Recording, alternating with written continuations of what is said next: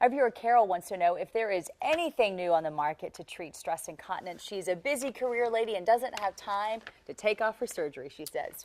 So unfortunately, there's nothing really new and innovative on the market. There are various different things that doctors are doing and can do in the office-based setting or ambulatory surgery setting, but as far as new devices, there's nothing new on the market. It's the same approach that we've had for several years. Bulking agents in the office, which would reduce your time out from work and will give you a good to very good result. And then there are outpatient procedures that we can do in the hospital or ambulatory surgery Now setting. talk more about that procedure that you're talking about in the office. What does that involve? So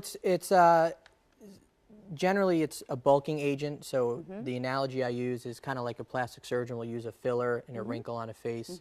Urologist or gynecologist can use a similar type of material in the urethra to plump up the urethra and make it harder for a woman to leak. And the important thing is expectations. You know, what does a patient expect as far as how dry they will be and for how long they will be? And that's ultimately the crux of the issue when we talk about any sort of treatment for stress incontinence. Now, we always hear about the exercises that you can do in the comforts and privacy of anywhere, really. Do you suggest that? Do you find that it really will make a difference? Kegels do help as long as a woman is doing them in the right way and in the right time, meaning you should do your Kegels at times when you're leaking. So kind of the old teaching was do Kegels when you're sitting at a traffic light or watching a commercial.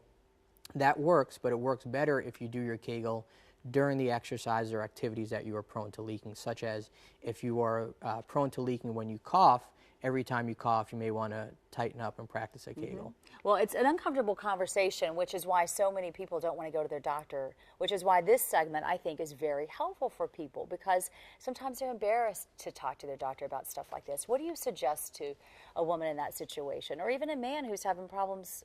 I mean, it happens to everybody. Absolutely does happen to everyone. You know, I think the first thing is a woman or a man has to be honest with themselves, and if it bothers them, they need to seek treatment. And they don't have to tell family or friends.